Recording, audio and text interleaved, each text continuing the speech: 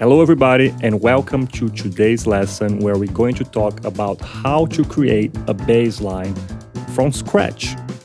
All that we have to know is how to find the root of the chords. That's the only thing we're gonna care about today. So you don't have to know theory, you don't have to have any kind of ear training, you don't need to really be a great player, you can be complete beginner and we can still do something and create a great bass line. And all you have to do is follow the steps here and see how far you can go. We're gonna start from the very basic and we're gonna go all the way up and make it more complex. And you can choose, oh, this is enough for me, I'm gonna stop right here. But if you wanna keep going, you can add more concept to your bass line and you can create more interesting bass lines. So let's talk about the very first and most important concept, which is finding the notes on the bass. So for example, today we're going to be working with this chord progression. Let's take a listen.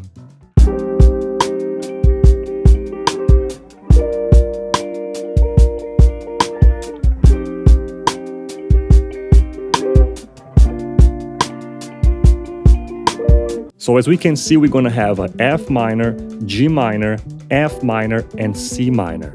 We technically don't even care what key we are right now, but I'll just tell you guys we are in the key of C minor, even though, as I said, it doesn't matter right now. So what do?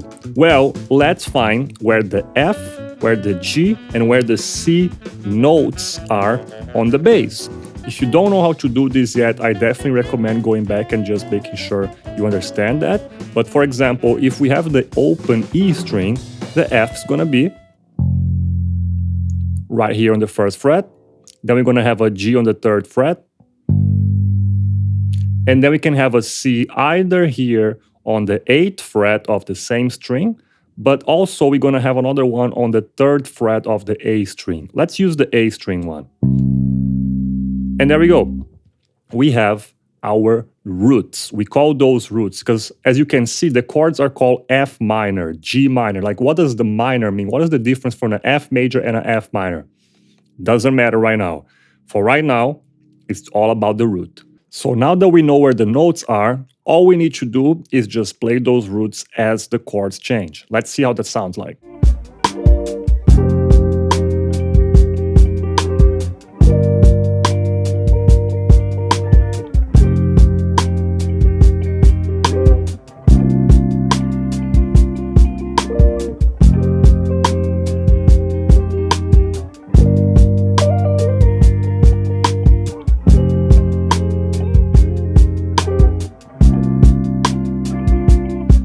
Alright, so that was very simple, but it got the job done. We are playing a bass line. That's it. That's all it takes. It's just playing the roots right now. So we are playing in time and we're playing the correct notes. You're good to go. Now, how do we make this, let's just say, more interesting? How do we make this different? Let's go to the next level, which is going to be stay with the roots, but let's add some groove to it. Let's add rhythmic variation to it. And also, let's add one more thing, which is, since you know the roots are F, G, F, and C, you should be able to find octaves of those roots throughout your bass. There's a F here, there's a F here, there's a G here, there's a G here, there's a C here, and there's a C here. There are other Cs and Fs and Gs throughout the neck. We can just stick with this right now. And make sure to notice how these octaves, they have this very specific shape, which is we're gonna play the root, go up 2 frets and up 2 strings. Okay, so that way you always get a root, an octave. Whatever you are, you have the same note up an octave. So now that we understand that, we can create some rhythmic variation with the roots and the octaves.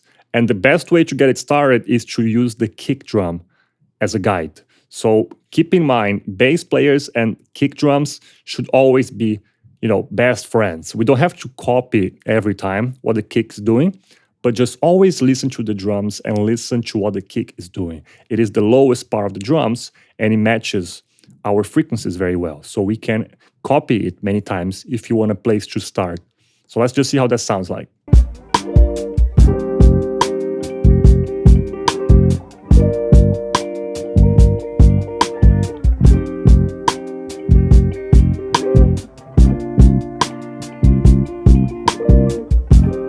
Octave.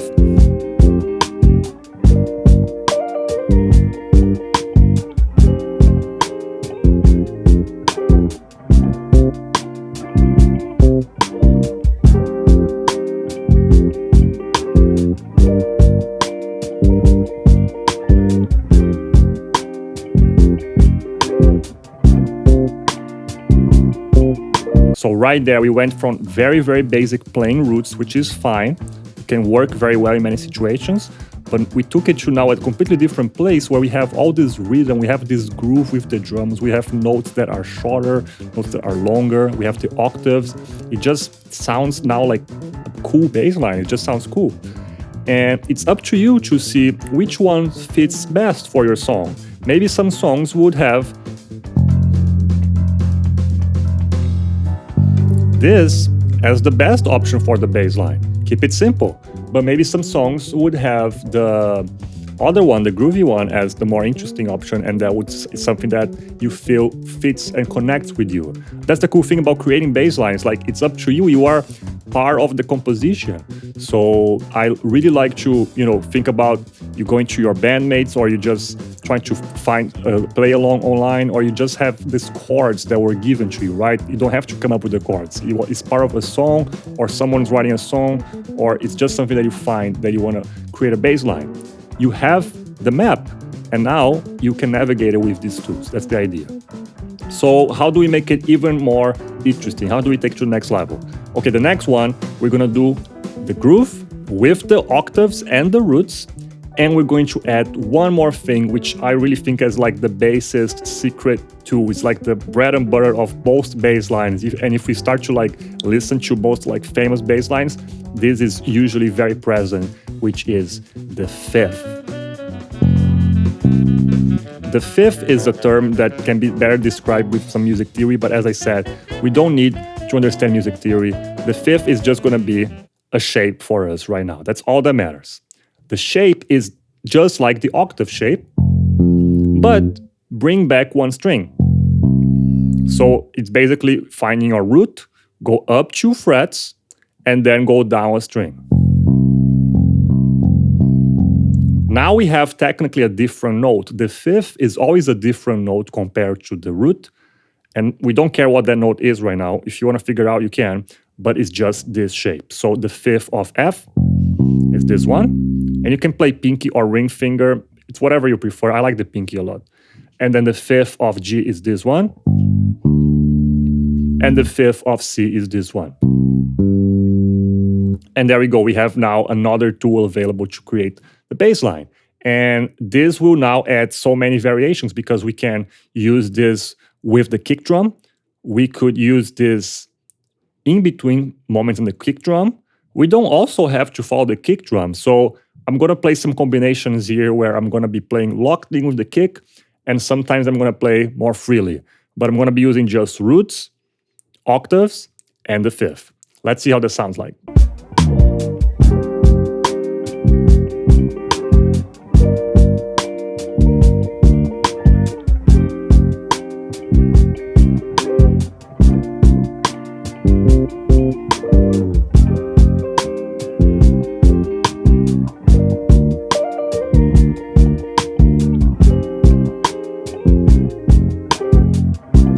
Let's be more free now from the bass, from the kick.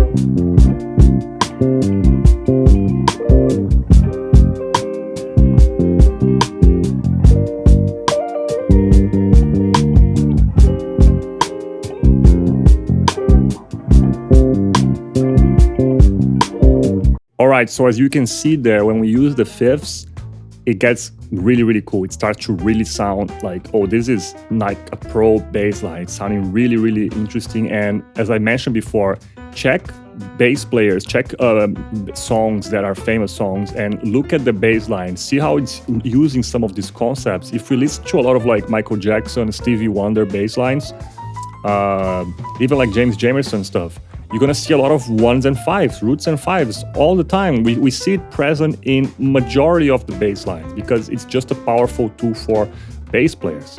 So make sure to check on your favorite bass lines. Now, let's take this to the next level. This next concept here, it's called the chromatic approach, and it gets a little bit more tricky, but it's not really complicated if you don't overthink it. The idea is this. We have to go from one chord to the other, F minor to G minor. So instead of just playing F and G, what we can do is we can prepare this note G here by approaching it by half step. So I'm gonna play this note going towards the G. And that's what a chromatic approach is. It's nothing more than going somewhere by a half step. And as you can see, a half step on the bass, if you don't know, is just one fret moving to the next fret. So that's a half step, that's a half step, that's a half step. We can also go backwards, right? We can go upwards. So for example, I'm gonna go to the C minor chord. That's the C. I can go back. Both of these are considered chromatic approach notes. And it's important to not worry about what these notes are. So if I'm going to the C minor chord, I'm just gonna go this to the C. I don't care what is this note. It's a B, but it doesn't matter. What matters is it's a half step from the C. Same thing here. That's a C sharp, but it doesn't matter. It's just taking us to the C. That's what you care about. And now that you have that, you can kind of glue chords in a different way than just using the fifths and the roots. So let's see how that sounds. And I leave it up to you to think, is that something you want to add to your bass lines? Do you want to use it all the time? Do you want to use it sometimes? I like to not use it every single measure, but it's a good way to connect chords. So maybe every 4 measures, every 3 measures. You don't have to think about it like this, but see what you like. See what works for you. Here we go.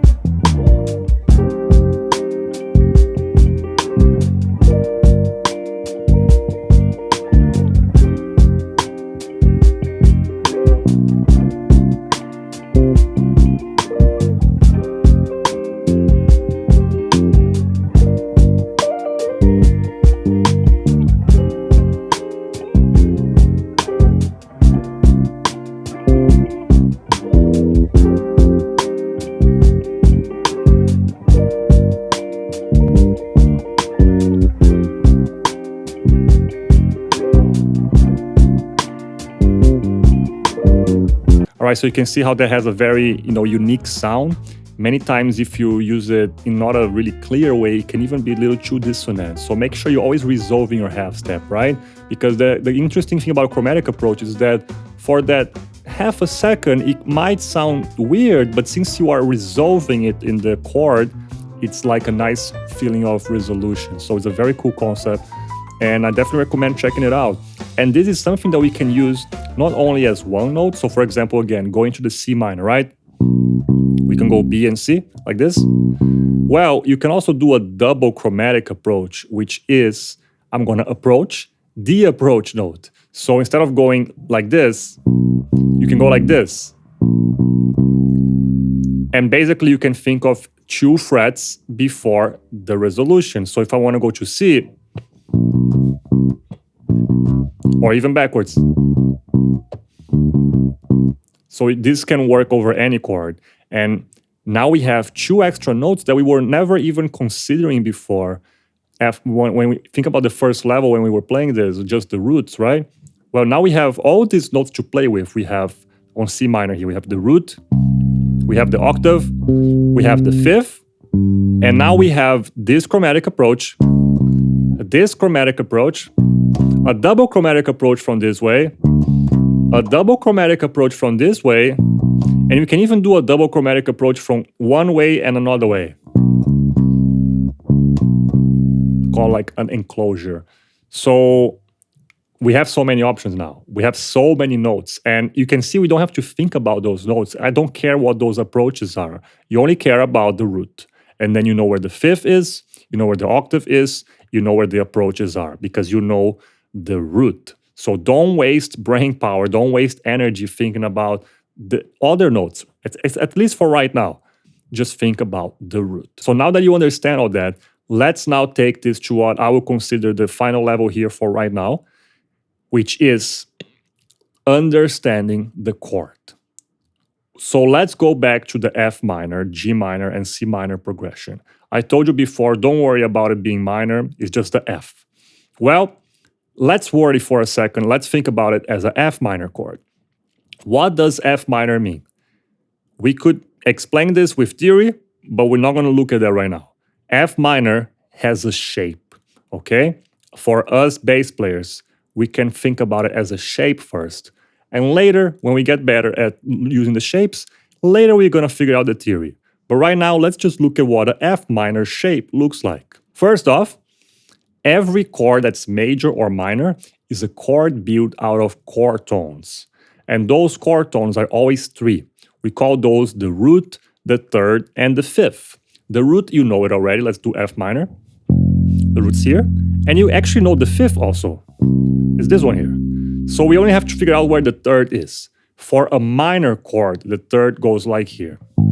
The third is always going to be 1, 2, 3. 3 half steps away, okay? So it's going to be 3 frets up. And then you have this, 1, 3, 5. And then you copy that shape on the G minor because it is a G minor chord.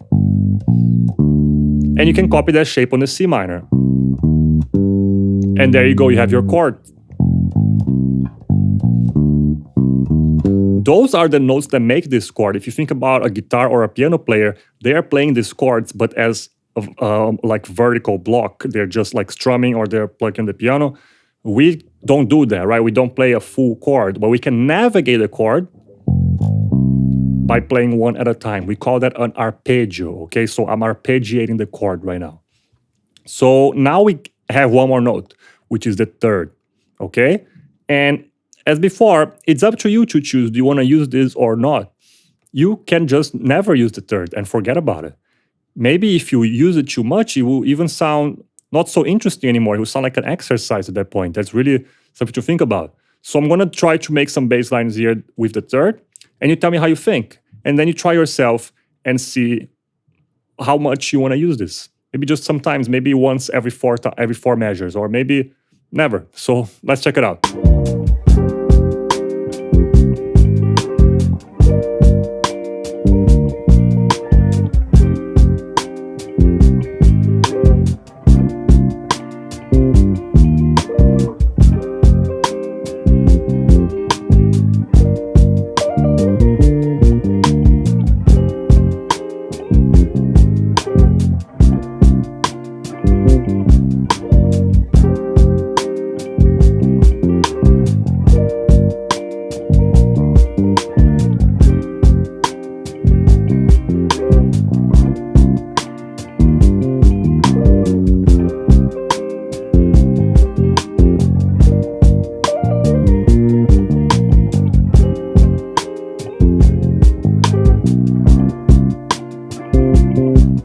All right, so a lot of things happening right there.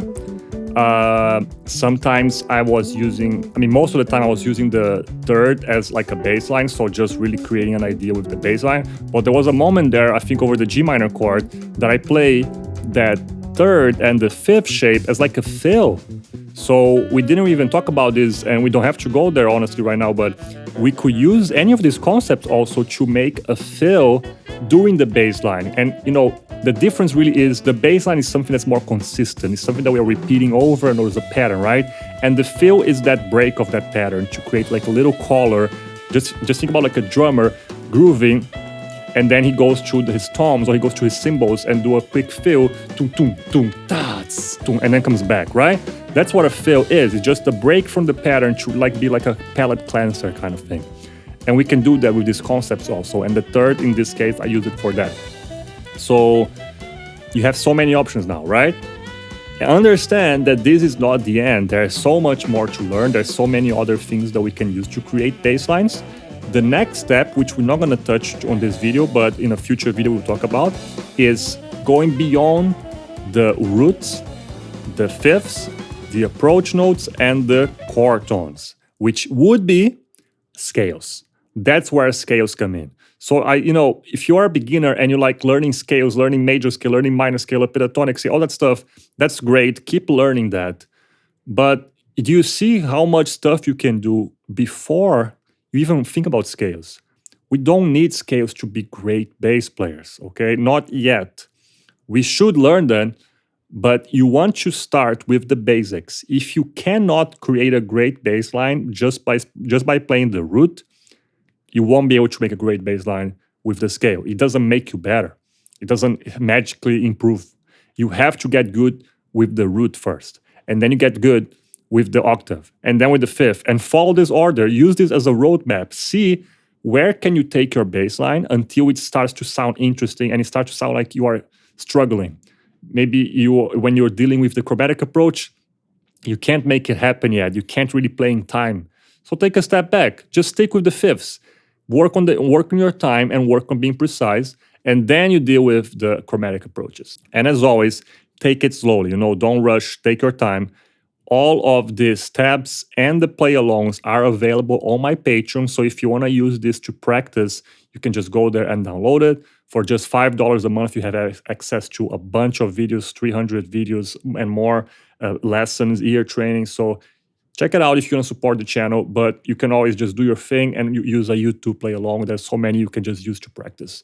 So to finish today's lesson, I'm going to play a bass line with all these concepts combined. Sometimes I might just stick with the simple one. Sometimes I might stick with the more complex one, but I'm going to use all of this to create a bass line. And one final note to glue all of this together. Keep in mind how important it is to create a pattern. Let's call it a motif, okay? That's such an important word in music. If you can create something that's repetitive, and then the listener can predict, the listener can listen to it and feel like safe. They feel like they understand what's happening. They can absorb the music. If you can do that, you are doing a good job.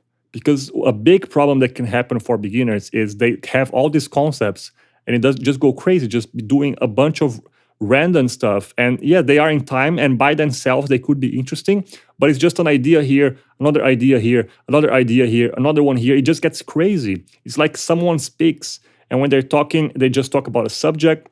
They're talking about weather and then they start talking about mathematics. Then they talk about philosophy and then they talk about their car. And then their neighbor. It's like there's too much information. Nobody can follow what you're saying. Think about it the same way for music. Stick with one idea and develop it. So let's see how that looks. And thank you for watching the video. I hope to see you guys next one. And have fun. Take it slow.